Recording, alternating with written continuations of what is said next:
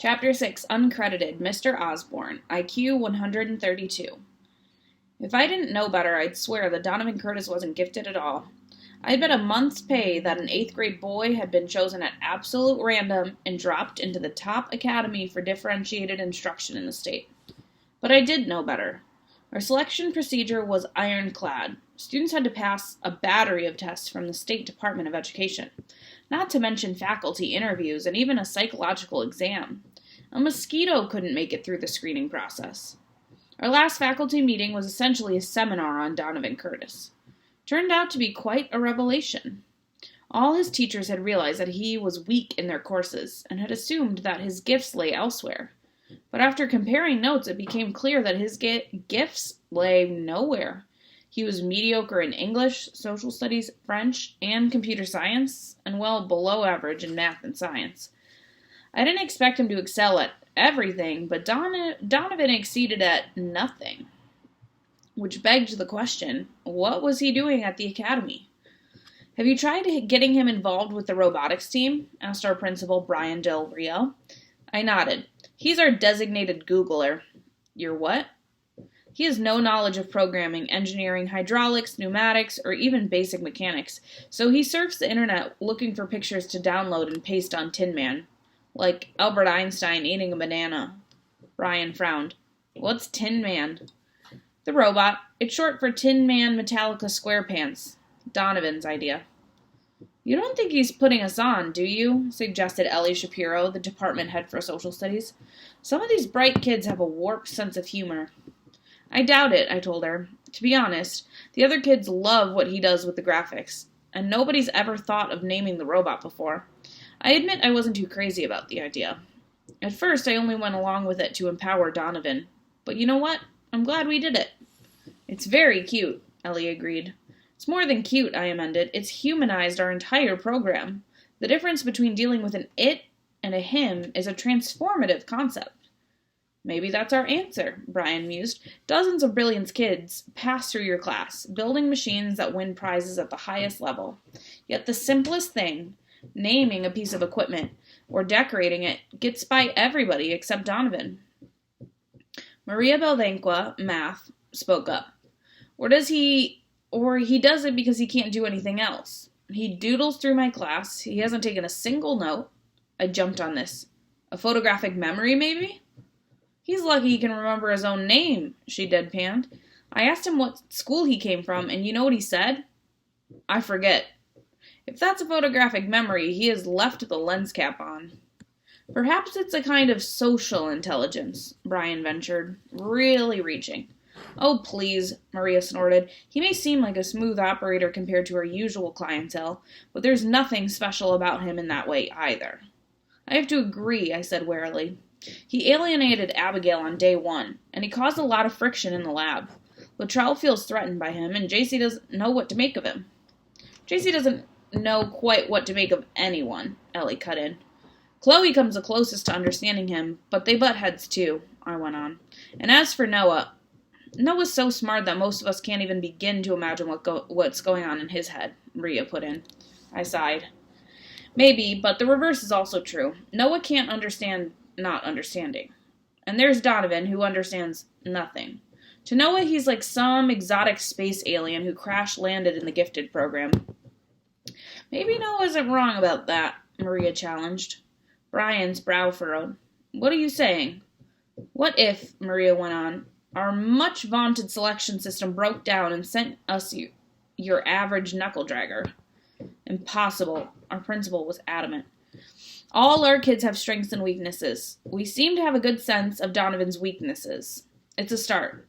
Now we have to find his strengths. He wouldn't be here if they didn't exist." As the meeting broke up, he pulled me aside. "There's one more thing," he hesitated. "You're not going to like it." I sighed. "Let me guess. Donovan again?" "This time it isn't Donovan. As you may know, all students graduating from middle school are required to complete 1/4 of human growth and development."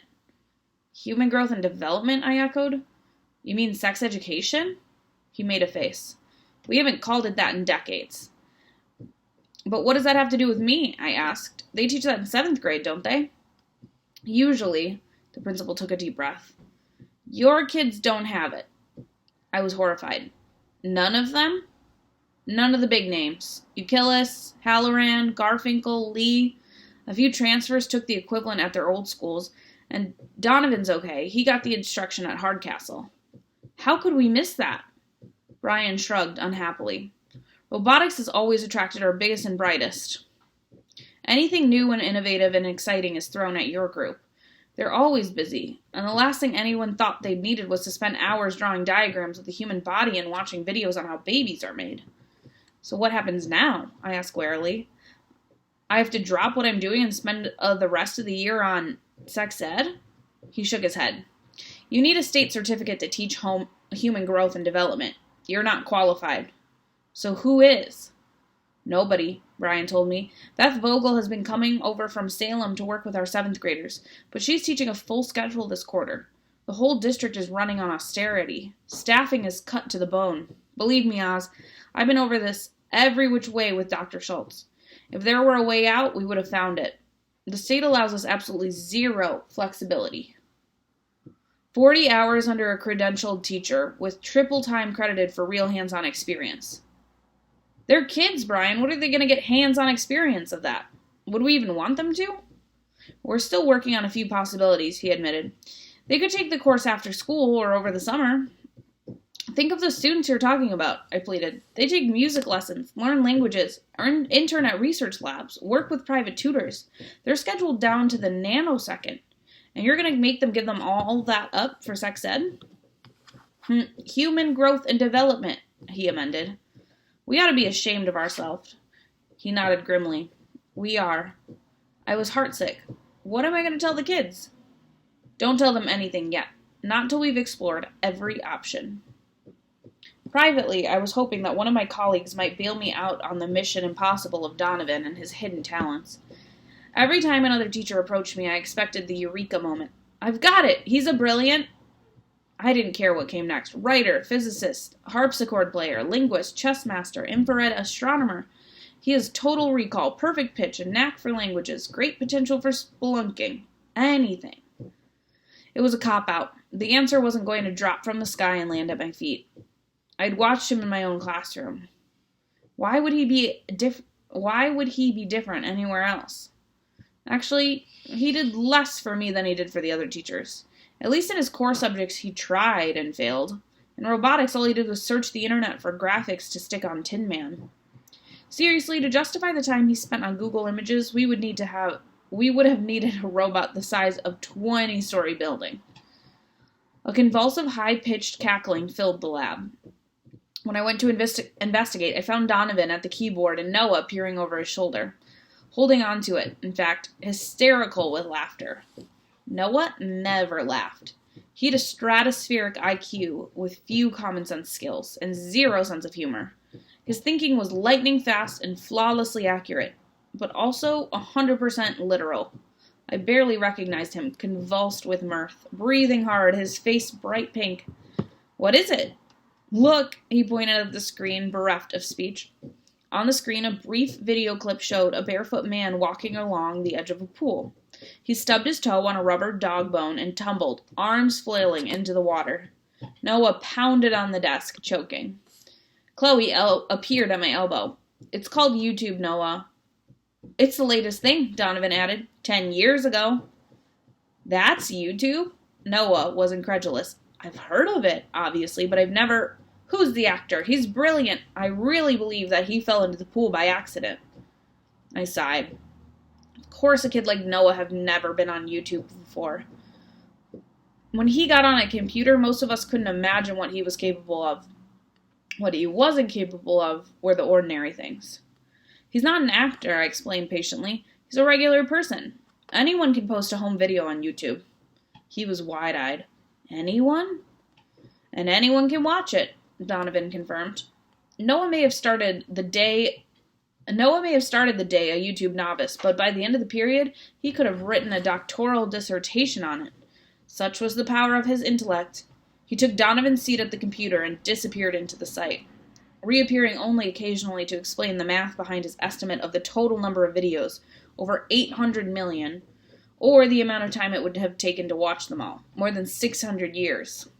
Assuming an average duration of 20 to 25 seconds each, he concluded, I'll be more precise when I've had a few weeks to study it. Way to go, Abigail told Donovan savagely. Noah should be curing diseases and changing the world, not watching some dimwit falling in his pool. Give the guy a break from his brain, Donovan argued. When's the last time anybody saw him so psyched about something? I had to give Donovan that. For all of Noah's incredible abilities, the boy would fail out of school if his teachers were to let him. Donovan alone had managed to engage him. Could that be a kind of giftedness in and of itself? Regardless, Donovan had succeeded in running through yet another class without yielding the slightest hint as to why he was at the academy. Of all the kids in my homeroom, Chloe's was the one most taken with Donovan. It was a crush. Not so much on Donovan himself as what he represented. Normal middle school life. She peppered him with questions about parties and school spirit and big games and pep rallies. I wasn't really into that stuff, Donovan told her. He was reluctant to talk about his experiences at Hardcastle Middle. Something must have gone on there that I couldn't quite put my finger on. He seemed anxious to put the past behind him, anxious enough to ignore the obvious signs that he wasn't fitting in here. Had he been bullied? A lot of our students had suffered that at their old schools, but Donovan didn't seem like the type. Chloe would not be put off. Well, there must have been parties, she reasoned. Dances, that kind of thing. I think it's a pathetic waste of time, Abigail chimed in. Can you imagine having nothing better to do than bounce around a school gym to bad music under cheap streamers and a cheesy rented disco ball? Don't we all have better things to do? No argument for me, said Donovan. Nothing pleased Abigail less than being agreed with by Donovan. Hey, you guys, do something funny. Noah waved at us from behind a flip video camera. This is for YouTube. The kids ignored him, but I felt it was important to support Noah's new interest. For all his brilliance, Noah spent his life in a kind of cocoon.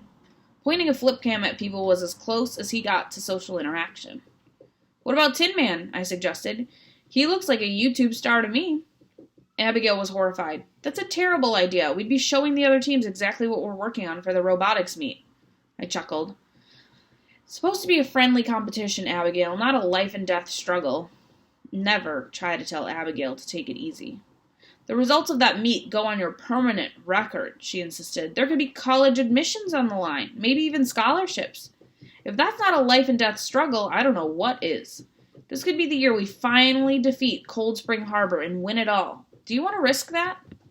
Eventually, we shouted her down. If Cold Spring Harbor found our little clip among 600 years of video on YouTube, they deserved to beat us again. And anyway, some of the kids were already rolling Tin Man Metallica SquarePants out into the middle of the room. I had to admit, our latest creation was taking shape. No credit to me. Everything had come from the kids. Abigail and Chloe provided the design, and Noah did all the programming. The boy had never watched YouTube, but he could think in computer code. Kevin was our welding and soldering expert. JC and Latrell built the body, and there, large as life on Tin Man's chest, was Albert Einstein eating a banana, courtesy of Donovan. There were other graphics too, a cat with a mohawk, the fiery eye of Sauron from the Lord of the Rings movies, the flag of Mozambique, and a bumper sticker that read Office of New York City Rat Catcher. Noah brandished the flip cam and Abigail worked the joystick, sending our work in progress on its first trial run. The robot was capable of moving on its own, following a route marked by colored lines on the floor. But the most important rounds of the competition required a human driver. I watched carefully, taking special note of the wheels, which were a new type for us. Last year, Cold Spring Harbor had used mechanism wheels, which gave them an extra maneuverability. But on Tin Man, I couldn't see much difference. Hold it. I got down on all fours and examined the bearings to make sure the mechanisms had a full range of motion. The problem's not the wheels, put in Donovan. It's the driver. Abigail glared up at him. What do you know about robotics? Nothing, he replied honestly, but I can use a joystick. Don't you guys play video games? I'd like to see you do better. And with a casual shrug, he held out his hands for the controller. Eyes shooting spark, Abigail relinquished it, and Donovan put Tin Man through his paces. I watched in amazement. The robot fairly danced around the lab, the lift mechanism moving easily, the mechanisms working like magic, changing direction instantly with the flick of Donovan's wrist. The kids broke into cheers. They mobbed Donovan, begging him to be our operator at the meet. All except Abigail. She stood rooted to the floor, fuming. Got it! Noah lowered the camera and ran for the computer to upload his very first YouTube video. And me? Well, I was thrilled for the team and tantalized at the prospect of finally giving Cold Spring Harbor a run for their money. But I also realized that my chief problem was no closer to a solution. Being good with a joystick because of hundreds of hours playing video games was not the kind of talent that got a student into the Academy for academic distinction. What was Donovan Curtis doing in the Gifted program?